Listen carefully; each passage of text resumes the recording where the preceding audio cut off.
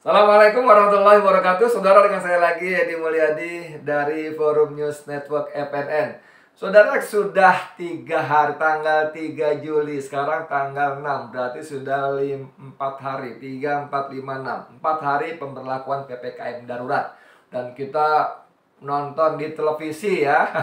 Televisi barusan juga siang tadi juga ramai pemberitaan itu bagaimana penyekatan jalanan akses keluar masuk menuju DKI Jakarta, yang dari Tangerang dicegat di Danmogot, yang dari Bekasi dicegat di sekitar Kalimalang, kemudian yang dari Depok dicegat di Margonda dan sebagainya, dan terjadi penumpukan kendaraan yang luar biasa.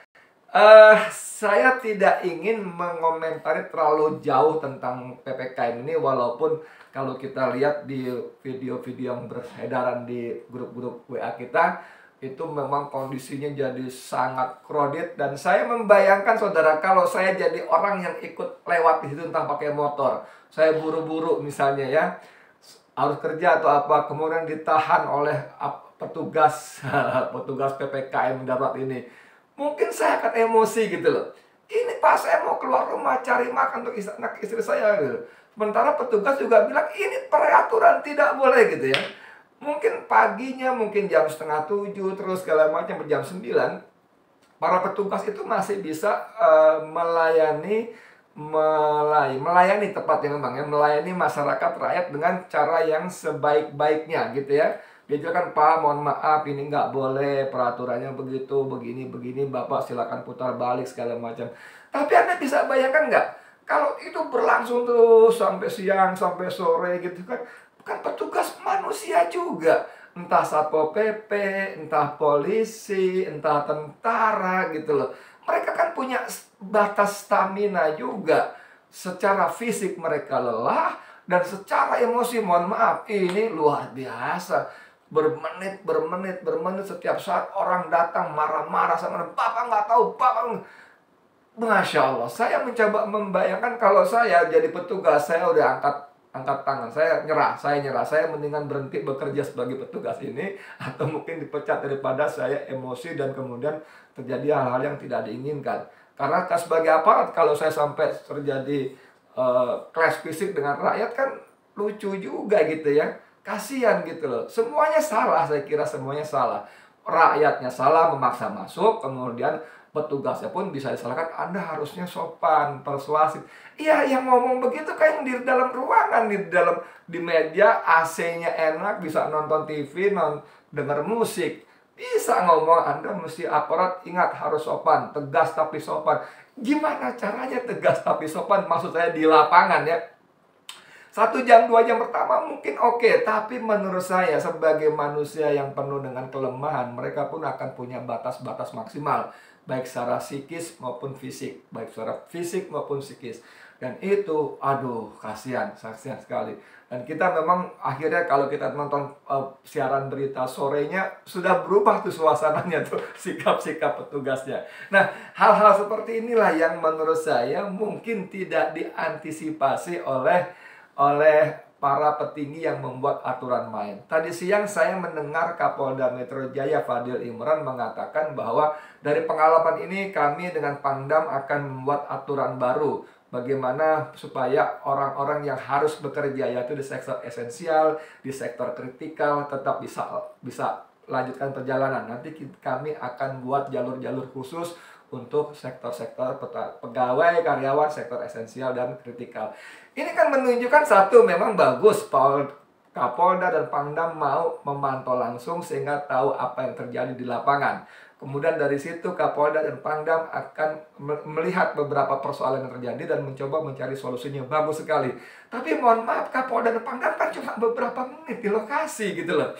Di lokasi, ya setengah jam top dah, 1 jam. Tadi saya dengar di televisi, Pak Kapolda dari mana tadi ya, kemudian dia akan bergerak ke dari barat, tadi di Daan Mogot bersama Pangdam ya, tadi berita siang tadi. Kemudian dari situ dia akan bergerak ke Margonda kalau nggak salah penyekatan di sana. Itu yang saya maksud, saudara, bahwa Kapolda bergerak pasti dengan pengawalan, apalagi Pangdam kan, sehingga dia lancar-lancar aja. Walaupun jarak dan Mogot Cengkareng ke Depok Margonda tuh bukan jarak dekat, tapi karena dengan pengawalan dan memang jalan lebih lengang, mungkin lebih cepat. Dan saya yakin, aku yakin, Pangdam dan Kapolda tidak akan berlama-lama di lokasi. Sementara anak buahnya di lapangan itu saya katakan tadi, Masya Allah. Untuk titik ini saya harus mengakui salut. Salut kepada para petugas, entah dari Satpol PP, entah dari Dishub, ada Dishub juga tadi ya, ada Dishub, Dinas Perhubungan, entah dari tentara, entah dari polisi, salut. Kalian kerja luar biasa, saya salut. Cuman memang saya juga, mohon maaf, saya juga rada-rada memaklumi kalau kemudian kalian di lapangan merasa terpancing juga. Karena dari gimana pun capek, lelah dan sebagainya. Menghadapi omelan rakyat yang terus-menerus datang, tidak putus-putusnya. Walaupun tadi di berita sudah lebih lengang. Disebut, ada reporter mengatakan kalau sebelumnya antrian bisa sampai 2 km, tadi cuma 200-300 meter. Tapi kan antrian dalam jumlah yang seperti itu kan luar biasa, saudara. Nah, saudara sekalian, ini jadi PPKM ini kan sebetulnya, kembali lagi, mohon maaf, PPKM itu sebetulnya tidak perlu terjadi otot-ototan di lapangan kalau warga, rakyat bener-bener disiplin di rumah, gitu kan? Nggak usah keluar rumah. Mau sektor apapun, kecuali lah, oke lah, sektor esensial kritikal, oke lah, monggo silakan ya, monggo. Tapi konstruksi nggak usah, konstruksi ya, keluarin lagi. Nah, ini tidak perlu terjadi bersetigang, bahkan terjadi sampai kerumunan juga kemarin, hari-hari pertama. Bahkan tadi pun ditayangkan di stasiun Bojong Indah kalau nggak salah ya, Bojong Gede ya. Bagaimana antrian penumpang sampai ke pinggir jalan raya, bukan lagi di dalam stasiun. Luar biasa sekali. Nah, ini yang saya maksud tadi, itu tidak perlu terjadi dengan segala efek sosialnya kalau rakyat tetap tinggal di rumah, tidak keluar rumah. Cuma kan bilang, Edi, lu ngomong sembarangan aja. Gue gimana bisa nggak keluar rumah? Kan gue harus kasih makan anak istri. Di situ, saudara, problemnya.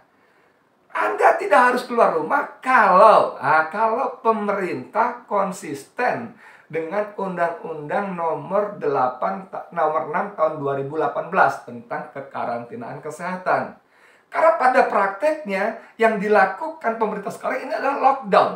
Karantina kesehatan, tidak boleh keluar, tidak boleh masuk. Ini lockdown pada hakikatnya, tapi pemerintah sengaja menghindari terminologi, kalimat, istilah lockdown atau karantina wilayah. Karena kalau itu dilakukan, maka pemerintah berkewajiban memberikan kebutuhan dasar rakyat, warga yang ada di lokasi karantina. Bahkan undang-undang mengharuskan pemerintah memberi makan kepada hewan ternak yang ada di lingkungan itu. Nah, ini saudara yang saya mau katakan, rakyat jangan terlalu disalahkan. Jangan dibilang Anda tidak disiplin, Anda cari mati, Anda begini, Anda membuat susah. Apalagi Luhut mengatakan jangan ngomong macam-macam, itu para pengamat segala macam.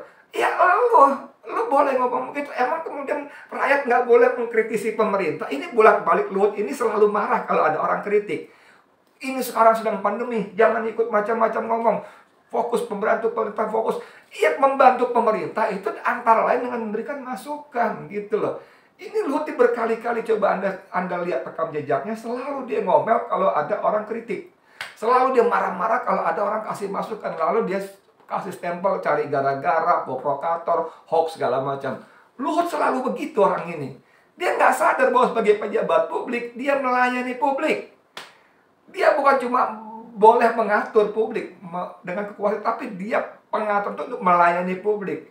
Tanya publik kebutuhannya apa, maunya bagaimana, dipikirkan solusinya, bukan sewenang-wenang. Ini aturannya karena ikut, bukan, itu bukan pelayan publik, itu namanya penguasa. Dan memang selama ini kalian bertindak sebagai penguasa, bukan sebagai pelayan publik, bukan sebagai pemerintah.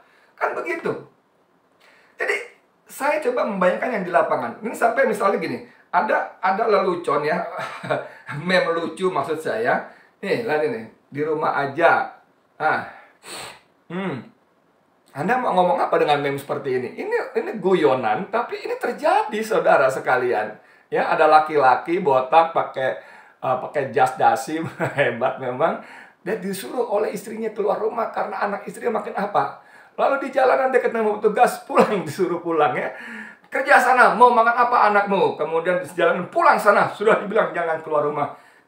Ini lelucon, tapi ini fakta real. Dan ini masih bagus yang ditunjukkan laki-laki sepertinya eksekutif atau pejabat atau apa nggak tahu, pakai jas, pakai dasi.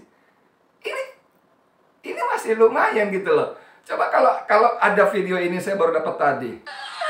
Saya bisa gila, Bapak Jokowi. Kasihani saya cari uang susah. Gak dapat bantuan apa-apa. Sekarang seperti ini, ya Allah. Ya sama tanyakan ke panitianya, dia sudah prosedur belum? Ya Allah. 10 jam dari Surabaya seperti ini, ya Allah. Polisi. Kasihani saya. Makanan masak itu sudah dimasak, Pak. Saya orang kecil gak tahu apa-apa, Pak.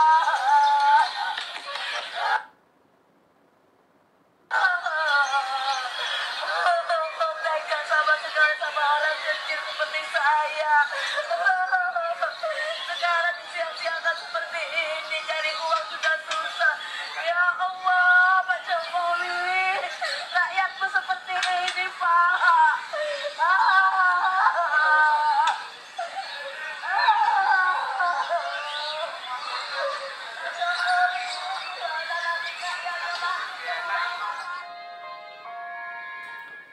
Saudara sekalian, kalau nonton ini, kita mau salahkan siapa? Tadi ada seorang ibu bersimpuh sampai memegang sebuah tiang, mungkin tiang tenda kali ya, menangis merintih-rintih seperti itu di hadapan seorang petugas polisi. Dan seorang petugas polisi berdiri dengan tangan di belakang. Dia sampai tanyakan panitia dong, sudah memenuhi prosedur atau belum? Ini kalimat ini kan kita nggak tahu dalam konteks apa, tapi sepertinya kalimat ini kan menyalahkan si ibu. Tapi kita juga tidak bisa menyalahkan si polisi itu. Dia bisa apa? Dia cuma petugas di lapangan. Dia dapat perintah dari komandannya. Kalau kamu bertugas, kamu begini-begini. Wes, itu aja. Dia tidak dibekali oleh wewenang untuk mengambil keputusan diskresi atau apa. Oh, oke, ibu ini kasihan, nanti ibu saya bantu. Dia tidak diberi wewenang seperti itu. Mungkin karena pangkatnya terlalu rendah, hanya petugas lapangan. Jadi pada satu sisi polisi ini memang salah, coba. Kemudian dia berbalik meninggalkan si ibu tadi dengan tangan tetap di belakang. Sepertinya cuek. Tapi saya mencoba memahami si polisi pun ini pasti sedang bingung. Dia harus berbuat apa? Dia mau menolong bagaimana? Mandat dia, wewenang dia cuma sebatas menjaga, bertugas di lapangan. Tapi coba kalimat-kalimat ibu ini apa enggak membuat kita miris? Pak Jokowi, 10 jam saya dari Surabaya. Berarti dia menempuh jarak jauh. Itu masakan sudah dimakan, sudah dimasak, sudah matang. Sekarang disiapkan. Dalam pikiran saya, ibu ini penjual makanan. Warung atau apa, nggak ngerti saya. Tapi dengan kalimat itu dalam pikiran saya berarti petugas, entah Satpol PP, entah polisi, entah tentara, merampas dagangan si ibu dan itu membuang atau apa sehingga berantakan, sehingga itu makanan sudah dimasak. Pak Jokowi, ya Allah, gitu. Ini merintih, saudara, dan rintihan seperti ini bukan cuma ibu ini. Ini loh maksud saya gitu loh. Saya sekali lagi tidak menyalahkan kalian yang bertugas di lapangan. Tidak, betul-betul tidak. Kalian sudah luar biasa dengan segala macam kelemahan kalian, dengan segala keterbatasan kalian. Kalian luar biasa. Kalau misalnya saya bertugas, saya tidak yakin bisa sebaik kalian. Betulan. Sungguh, tulus saya mengatakan begitu. Tapi memang itulah saya bingung menyebutnya apa gitu loh. Karena ini bermula dari aturan main yang ngawur. Keputusan, kebijakan yang ugal-ugalan gitu loh. Bagaimana para polisi kemarin ada asisten operasional Kapolri mayor lagi, Irjen ya, bintang 2 siapa mengatakan itu bahwa para pelanggar PPKM akan ditindak dengan sanksi-sanksi yang diatur dalam Undang-Undang Nomor 6 Tahun 2018. Kan gila, saudara. Instruksinya instruksi Menteri Dalam Negeri, tapi sanksinya sanksi Undang-Undang Nomor 6 Tahun 2018 tentang kekarantinaan kesehatan. Ini kan sinting gitu loh. Kalau mau pakai sanksi ini, pakai dong undang-undangnya ini juga. Jangan instruksi ini, pakai sanksinya ini. Nggak boleh. Karena apa? Karena penguasa lagi-lagi saya katakan menghindari kewajiban memberikan makan kebutuhan dasar kepada rakyat yang di lockdown. Kemarin saya dalam podcast saya sudah bikin hitung-hitungan secara sangat kasar dan sederhana. Kalau satu Jawa Bali itu penduduk Indonesia 270 juta. Jawa Bali katakanlah 150 juta penduduk ya, 120 juta lainnya tersebar di pulau-pulau lain. Atau 170 juta lah. Atau biar gampang 200 juta lah, biar gampang hitungnya ya, 70 jutanya tersebar di pulau-pulau lainnya.